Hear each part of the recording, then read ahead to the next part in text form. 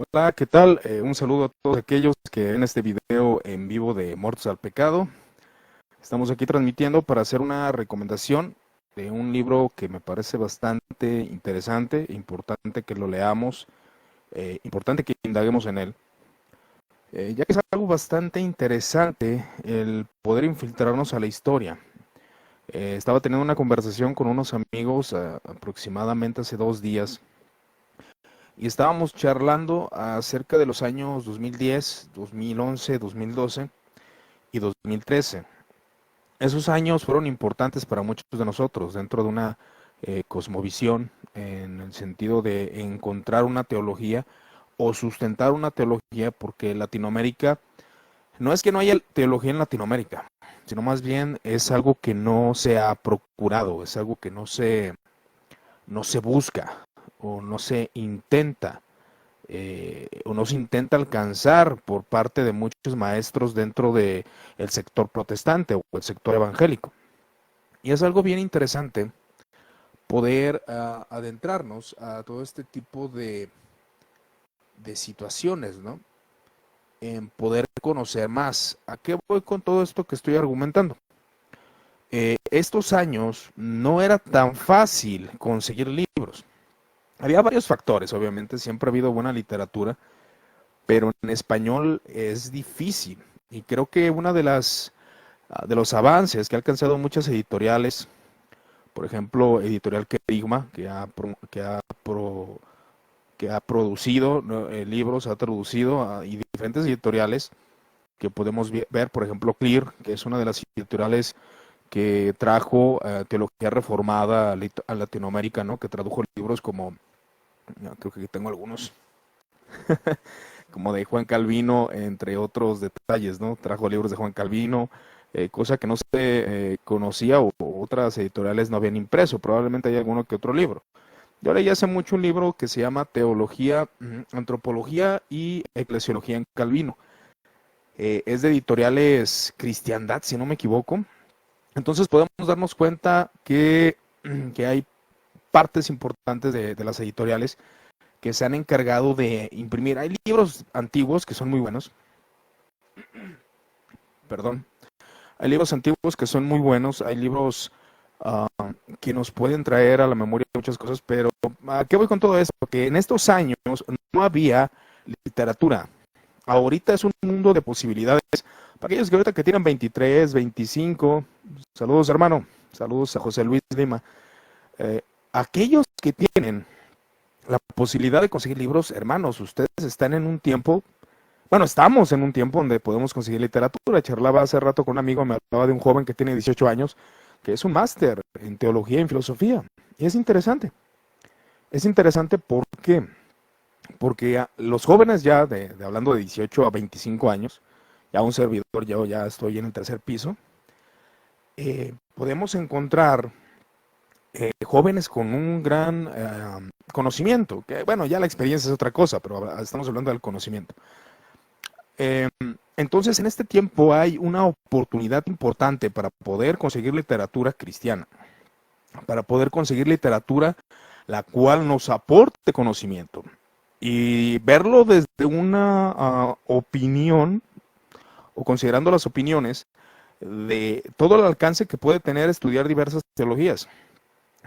Hablando de teología académica, ¿no? Que muchos dicen, bueno, es que esos idólatras o aquellos que adoran a la academia o a los académicos, no es el sentido, sino que precisamente una editorial que me agrada, que imprime infinidad de libros y de diversas teologías, tanto católica como protestante, como luterana, entre otros. La editorial Sígueme se encarga de hacer eso. Y nos ha ofrecido una gama de libros muy interesantes. De hecho, son algunos de los libros que he publicado ahí en la página. Son libros que nos pueden aportar demasiado, porque son profundos, llenos de profundidad académica, histórica, teológica. Y uno que quiero recomendar precisamente es El nombre del vivo. Es el de Martín Lutero, una mirada desde la historia. Un paseo por los escritos de Teófanes Egido. ¿Y quién es Teófanes Egido? Teófanes Egido, no se trata de idolatrar a los académicos, para aclarar, Pero la realidad es de que Teófanes Seguido es un catedrático de historia moderna de la Universidad de Valladolid, español. Entonces es renombrado investigador del siglo XVI. Se ha especializado en figuras como Lutero, Teresa de Ávila, Juan de la Cruz, Carlos V y Felipe II. Bueno, eso para mí es muy interesante, ¿no? Estamos hablando de un catedrático. Estamos hablando de un personaje con reconocimiento académico. Bueno, vamos a ser equilibrados también para aquellos que contraargumentan con esto de la academiolatría. Por ahí dicen algunos, ¿no? Pero los académicos pueden ofrecernos mucho. ¿Por qué? Porque principalmente se dedican al estudio teológico. Ahora uno por más, si un político versado en argumentación retórica y experto en sofismas, argumenta al pobre campesino, el pobre campesino tiene algo que se llama sentido común, que muchos lo tienen desarrollado y otros lo tienen por los suelos. Pero cuando un político empieza a argumentar con palabras elocuentes, impresionantes, con una preparación exquisita en cuanto al dialecto y a la retórica, bueno, el campesino va a poder discernir.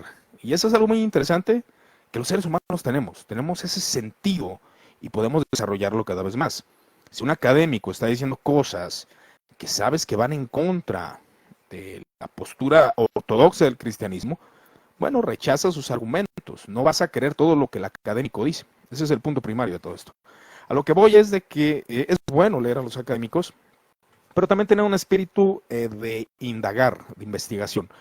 Y ahí es donde entra su responsabilidad y mi responsabilidad. Pero bueno, realmente este libro no, en mi experiencia y lectura, que ya lo acabé, gracias a Dios, este libro, que es pequeño, es de 267 páginas, si no me equivoco. Este libro tiene muchos aportes interesantes. Que claro, igual puedo decirle alguno de ellos, ¿verdad? No es la intención tampoco spoilearle el libro, pero este libro, si alguno está interesado, puede conseguirlo con nosotros. Tenemos algunas copias ahí, de hecho ya algunos ya me han hecho un pedido de este libro. Y habla acerca de las 95 tesis de Lutero, y esto me llama mucho la atención, y de hecho lo vamos a tratar en la página, en un audio en vivo, que comúnmente así lo hacemos, hablando de esta realidad dentro del cristianismo, que muchas veces se ensalza las 95 tesis de Lutero, hermanos, pero nadie puede dar una interpretación, o al menos yo no he escuchado a alguien que celebre la reforma del año 1517 y de una interpretación real de las 95 tesis de Lutero. Claro que lo hay, yo creo que hay muchos hermanos que lo han hecho, pero la intención, la interpretación de estas 95 tesis no es muy conocida. ¿Cuáles eran los planes de Lutero al escribir estas 95 tesis?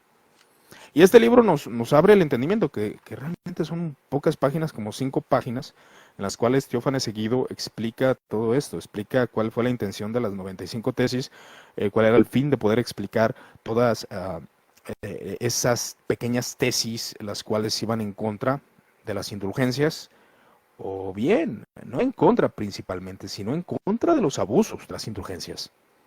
Y es algo que el libro nos menciona. Y es algo que me parece muy interesante. Lo que hace Teófanes Seguido es que selecciona varios escritos. Por ejemplo, ya se va el tiempo de la excomunión de Lutero visto como hereje. ¿Cuál fue en realidad, por qué se excomulga a Lutero? ¿Cuáles fueron las doctrinas por la cual se excomulga? Cabe mencionar que a Lutero se le hicieron 2 bulas papales. La primera no excomulgaba a Lutero, la primera excomulgaba sus opiniones, condenaba sus opiniones, pero no a Lutero. A Lutero se le condena después de la dieta de Worms en 1521, con una bula donde ya se le condena a él como hereje. Entonces aquí nos empieza a explicar todo esto, toda esta hazaña que ocurre para que Lutero sea condenado. Fueron varios procesos. Y es algo interesante que muchos no consideran. Cuando a alguien se le declaraba hereje pasaba por muchos procesos. Ahora, podemos decir que hubo injusticias de muchos del poder de la Iglesia Católica Romana, como en todos los poderes de gobierno, que hubo problemas, claro que sí. Pero eran procesos, no se le juzgaba a alguien de hereje así insofactamente, rápido, ¿no? No, sus opiniones eran analizadas Ahora que hubo injusticias y todo eso, bueno, no me voy a meter a todos esos detalles. De hecho, el juicio de John Hus es conocido como un juicio condenatorio, precisamente un juicio bastante malo, porque se condena a John Hus de manera apresurada. No se le da oportunidad a réplicas. Y de hecho se le atribuye doctrinas que él no creía. Entonces John Hus es un ejemplo de un juicio no muy recto, pero a Lutero se le dieron procesos de juicio. Y eso es lo que nos explica Teófanes Seguido sobre cómo fue que se le lleva a la excomunión a Martín Lutero. También algo bastante interesante, y es algo que he estado publicando en la página, Pablo, mi puerta al cielo, esto reconociéndolo a Lutero, ¿no? Y San Agustín, su más fiel intérprete. Como todos ustedes sabrán, para Lutero, el mayor expositor dentro de la iglesia cristiana es el conocidísimo San Agustín de Hipona. Lo que es del movimiento luterano es un movimiento netamente agustiniano. Y él comienza a rechazar muchas interpretaciones, empieza a rechazar la interpretación de Orígenes, la interpretación de Jerónimo, y para él el mayor intérprete dentro de la iglesia cristiana, aquel que era totalmente pues el grande, casi infalible para Lutero, era Agustín de Hipona. Él fue el mayor intérprete de Pablo, argumenta él, y comienza a atacar las posiciones de Erasmo de Rotterdam. Y ahí es donde se ve el rechazo a muchos padres de la iglesia, y a todos aquellos que no tuvieran que ver con la interpretación de San Agustín, y no se diga la escolástica, porque para Lutero tenía varios enemigos, uno de ellos era Jerónimo. Para él no le agradaba para nada Jerónimo en su interpretación de las escrituras, era así alguien frío, alguien que no tenía ese corazón de fuego como San Agustín de Hipona, precisamente. ¿Verdad? Déjenle tomo aquí mi café. Entonces, también empieza a rechazar mucho la escolástica y a Aristóteles. Para Lutero eran sus enemigos de la interpretación. Aristóteles, la escuela o la escolástica, y Jerónimo.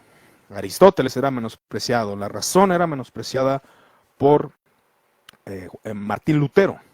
Martín Lutero tenía esa fuerza en rechazar toda la cosmovisión pagana de Aristóteles. Para él era abominable que la iglesia cristiana haya adaptado a Aristóteles. Si no se diga Tomás de Aquino, para el señor Lutero, Tomás de Aquino no era alguien digno de reconocer, sino él decía el pagano dentro de la iglesia, Santo Tomás de Aquino, y yo sé que muchos aprecian a Santo Tomás. Aquí veo un comentario de Charlie Menchaca, dice, ¿qué editorial maneja las obras de Lutero? ¿Dónde vienen las mayorías de sus obras? Bueno, editorial CLIE Charlie maneja muchos libros de Lutero. De hecho, maneja la Carta a los Hebreos, maneja la Carta a los Romanos. Estos escritos, la Carta a los Romanos fue escrito en el año 1515, 1516. Las obras de Hebreos y Gálatas, que si no mal recuerdo fue escrita en 1517, Gálatas, y Hebreos en 1519-20 aproximadamente. Igual ahí creo que estoy equivocado en la fecha. Pero estas obras son las que maneja Editorial CLIE. Editorial Sígueme maneja, de hecho, un libro que nosotros estamos manejando de las obras de Lutero. Hay bien varias obras, las cuales fueron traducidas precisamente y redactadas por este mismo expositor, Teófanes Seguido. Y es bastante interesante. Los libros y la propaganda también, un punto focal dentro de la Reforma, donde se puede ver toda esa transición de la importancia de la propaganda. ¿Cómo es que un predicador, hermanos míos, de la sana doctrina, de la conocida sana doctrina, comienza a ser reconocido? La propaganda, redes sociales, medios de comunicación. Bueno, el señor Martín Lutero aprovechó este medio. Este medio fue explotado por Lutero. Las obras de Lutero, era un escritor inalcanzable, Lutero. Y las obras de Lutero fueron bestsellers en su tiempo. De hecho, la imprenta generó demasiada economía por el hecho de que los libros de Lutero eran vendidos de manera masiva en toda Europa, hermanos.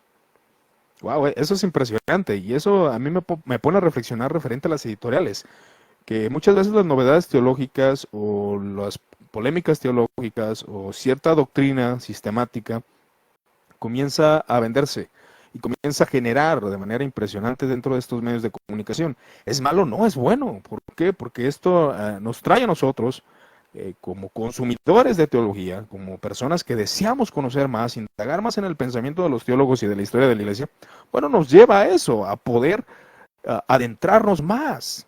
Y las editoriales generan dinero, generan recursos, generan más posibilidad de imprimir más libros, de promover más libros. Bueno, eso pasó con la imprenta, con Martín Lutero. La propaganda, los libros que escribió, y Teófanes Egidio nos habla de todos esos libros, cómo fueron impresos después de la Reforma. Ahora sí que el que tuvo más alcance fueron varias obras. Una de ellas fue A los Nobles, esa tuvo mucho auge, y para los campesinos fue interesante esta literatura por lo que hablaba, por esa igualdad que Lutero buscaba implementar en el sentido de que el cristiano común era sacerdote. Y esas ideas hacia los campesinos, de esta obra escrita a los nobles en Alemania, trajo pues algunos problemas y problemas en el futuro, que Lutero después no se retractaría de sus declaraciones, pero sí modificaría muchos puntos. Es bastante interesante ver cómo un cristiano, y Lutero, es como por ejemplo, hermanos, yo creo usted, las publicaciones que ha hecho en Facebook. Si usted hace una publicación en Facebook y los recuerdos de Facebook se la traen a la memoria, a veces usted se siente hasta torpe por haber declarado algunas cosas. Su teología es modificada. Bueno, el señor Lutero también. Si usted va considerando las obras de Lutero desde que fue la máxima, se puede decir, la que escribió en 1515, la obra de la Carta a los Romanos, que se puede decir que el libro, uno de los primeros libros más sustentables, hacia sus últimas obras que él estuvo escribiendo, bueno, hubo un cambio, y podemos ver ese cambio, y decía una cosa y después decía otra. Es normal, yo creo que más en los escritos, ¿no? Si nosotros viendo, vuelvo a insistir, los recuerdos de Facebook, tenemos ahí diferentes situaciones. Entonces dice, espero pueda hacer un video sobre Juan Calvino y retractaciones, de Agustín de Hipona que muchos calvinistas ignoran. Sí, de hecho la retractación que más se me queda a la memoria es la retractación de que decir que el don de Dios no era la fe. De hecho él se retracta y afirma que la fe es un don de Dios, porque hay escritos de Agustín donde dice que la fe no es un don, o da a entender que la fe no es un don. En retractaciones él comienza a declarar que bueno, que sí es un don de Dios, que también las retractaciones es bueno considerar. ¿Por qué? Porque cambia, precisamente, es algo normal en la teología, hermanos. Por eso algo que yo le recomiendo y algo que estoy aplicando, porque no llevo mucho aplicándolo, yo era la de leer un libro, brincar a otro, pero algo que estoy aplicando precisamente es eso, el tratar de ver las obras cómo se escribieron cronológicamente, ya sea de Agustín, ya sea de Juan Calvino, ya sea de Martín Lutero, y comenzarlas a leer y ver los cambios en el pensamiento, porque uno es fácil, y creo que todos hemos cometido ese error, de que citamos una obra de Lutero o de Calvino, pero después hubo cambios en su teología. Entonces es algo que todos debemos de considerar. Entonces yo le recomiendo que si usted lee un libro de algún expositor, lo lea cronológicamente, si tiene obras cronológicamente hablando, ¿verdad? Y también un púlpito sonoro de la dieta imperial de Worms, hablando también de las influencias que hubo en Worms, como decía un hermano por la otra vez, y de hecho me mandó un video interesante que se llama Reformation, está en inglés, y también ahí con J.R. González, un amigo de la página Reflexión Teológica, estuvimos hablando de eso, de que en la dieta de Worms Lutero fue persuadido también a continuar con esta reforma por medio de Spalatin. Muchos gobernadores, príncipes, burgueses buscaban usar a Lutero para una independencia. Entonces, por eso lo apoyaron, ¿verdad? Entonces, la dieta de Worms fue un púlpito para Lutero en muchos aspectos, ¿no? Que también algunas declaraciones que él hizo es de que pues se arrepentía de cómo actuó en Worms. Él dice que hubiera actuado diferente. No dice que hubiera hecho diferente, pero sí dice que hubiera actuado diferente. Pero bueno, también lo que es contra las prácticas económicas nuevas. Esto es bastante interesante de ver cómo el desarrollo de Roma, de Alemania, perdón, era una fase de transformación económica y Teófanes Seguido nos habla de eso precisamente. Y también la mentalidad social, la guerra contra los campesinos, donde precisamente un señor llamado Munzer, no sé pronunciar bien su nombre en alemán, que fue líder de los campesinos y considerado por algunos anabaptista, pues él precisamente comienza todo esto y comienza a atacar, a destruir los templos, tratar de llevar una reforma más radical y se toma pensamientos de Lutero para llevar este proceso. O sea, se toman las palabras de Lutero, los anabaptistas las toman para sí y quieren desarrollar y llevarlo más allá. Y hubo quejas contra Lutero y la guerra contra los campesinos es una de las, digamos, ataques más fuertes que se tienen contra el reformador alemán por ser agresivo, por llevar a la matanza. Y sus declaraciones sí eran fuertes. Es necesario que se acabe con estos hombres, ¿verdad? Son contextos, igual uno va a decir, no, es que era necesario, otro va a decir, Lutero, qué malvado. Hay diversas opiniones, yo creo que usted debe formularse la suya, ¿no? Bueno, en mi opinión, creo que fue algo bastante apresurado y una rebelión, un golpe de Estado, que creo que nadie está de acuerdo que el gobierno destruya a la gente, ¿no? Pero bueno, son cosas que ocurrieron en ese tiempo y es bueno analizarlas. También respecto a lo que es la ruptura con el humanismo de Erasmo. El humanismo de Erasmo fue muy importante en el tiempo de Lutero. Hubo un compañerismo, se escribían cartas, ellos trataban de hacer una unión en esta reforma, no querían, igual estas declaraciones hay que ponerlas y afianzarlas en un orden cronológico, es importante. Lutero no quería una separación de la iglesia, no. Lutero, dice él que escribió en 1516 en contra del Papa, y sí, eran escritos en contra del Papa, y cabe mencionar que era lícito escribir cosas como crítica al Papa. No era algo condenable, porque pues había muchos antipapas, que muchos después los juzgaron y los condenaron, ¿no? Pero cronológicamente Lutero no quería una separación, después se llevó a la separación, y después empezó a atacar el papado. Al principio como que tenía algo de respeto por el papado, como todo católico, ya después empieza a atacar al papado de manera impresionante. Entonces cronológicamente hay un cambio en Lutero respecto a eso. Con Erasmo era un compañerismo interesante, un compañerismo que, bueno, que los llevaba a la reforma, que los llevaba al deseo de cambiar la iglesia internamente.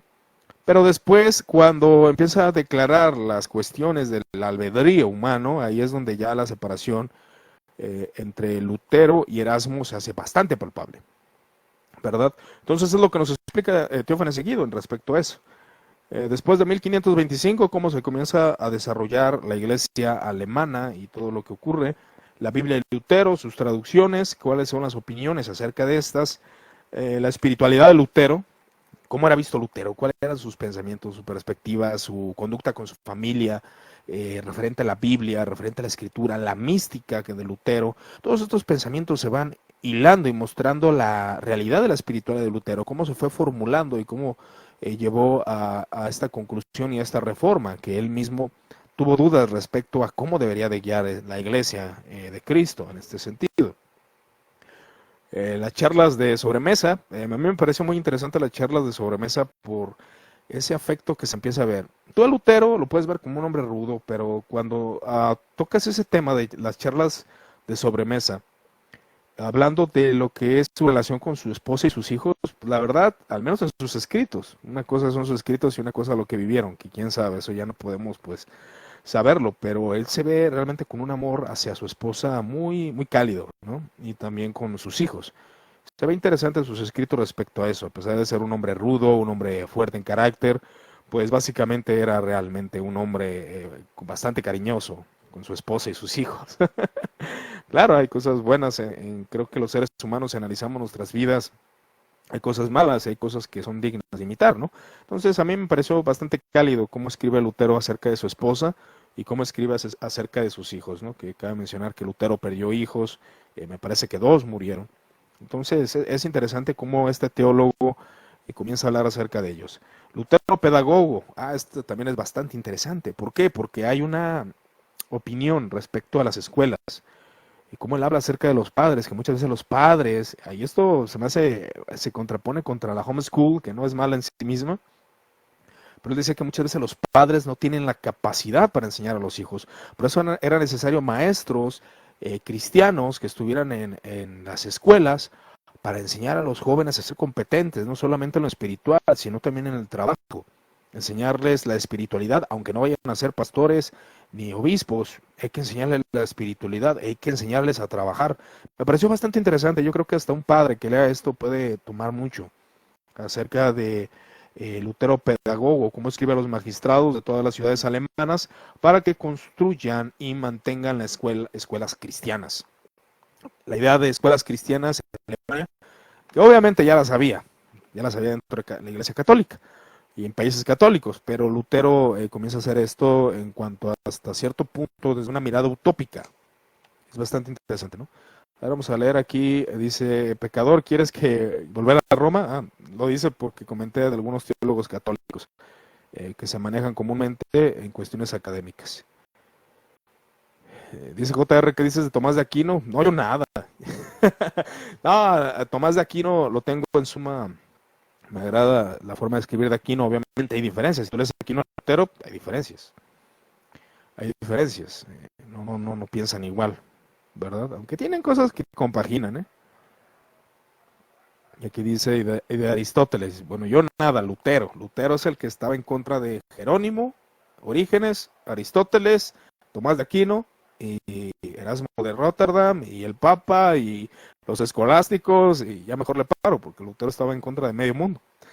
Entonces, Lutero traductor, aquí también es muy interesante ver las opiniones acerca del escrito agregado de Romanos 3:28, que dice precisamente, vamos a buscarlo por aquí, dice, concluimos pues que el hombre es justificado por la fe sin las obras de la ley, que es el escrito que nosotros tenemos.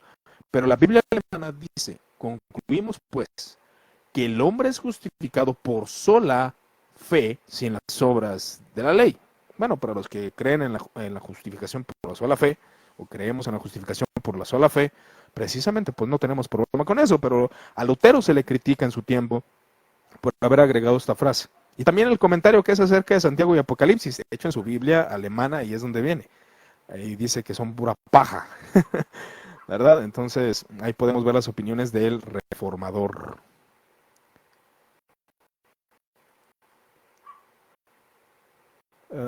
También ese punto precisamente de sus diferencias con Ockham es algo de considerar, aunque hay algunas cosas como podemos ver dentro de la mística, porque Lutero empieza a criticar la mística, pero algo que vamos a estar tratando también precisamente el sábado, es que Lutero fue el místico, y aún siendo luterano siguió siendo místico. De hecho, algunas concepciones dentro de la Reforma son místicas, pero bueno, obviamente se rechaza la mística por algunas cuestiones de la ascética, por algunas cuestiones de revelaciones, entre otros detalles, ¿no? Entonces, son puntos que hay que considerar respecto a eso. También el Lutero espiritual de la libertad del cristiano. La libertad del cristiano es también un punto interesante, pero bueno, esto de la libertad del cristiano, ¿qué significa? ¿Que el cristiano puede hacer lo que quiera? No, habla precisamente de la renovación interna que el cristiano va teniendo dentro de su corazón, dentro de lo que hace la regeneración, de lo que hace la justificación en el creyente y le da esa libertad, ¿verdad? Entonces, bueno, esto viene siendo un pequeño resumen. Obviamente este libro es mucho más profundo, yo estoy siendo muy simple a la hora de explicar un poco. Entonces es un libro que les recomiendo, Martín Lutero, una mirada desde la historia, un paseo por los escritos de Teófanes e Guido. Si usted quiere conocer más a Lutero y todo lo que ocurrió, este es un buen libro. Es un buen libro, no el libro, porque para comprender a un teólogo es leer más y más libros y poder compaginar todo, ¿no? Y poder ver cuáles son las opiniones de uno, de otro, cuáles son los cambios, etcétera. Entonces, bueno, este libro se lo recomiendo. Si alguno desea adquirirlo, es de Editorial Sígueme. Cualquiera que pueda o quiera conseguirlo también, si es de México, pues nosotros de hecho distribuimos libros, si se habrán dado cuenta, ahí publicamos algunos libros y podemos enviárselos sin ningún problema, ¿verdad? Entonces, esto será todo por mi parte. Les agradezco su amable atención y que Dios los siga bendiciendo.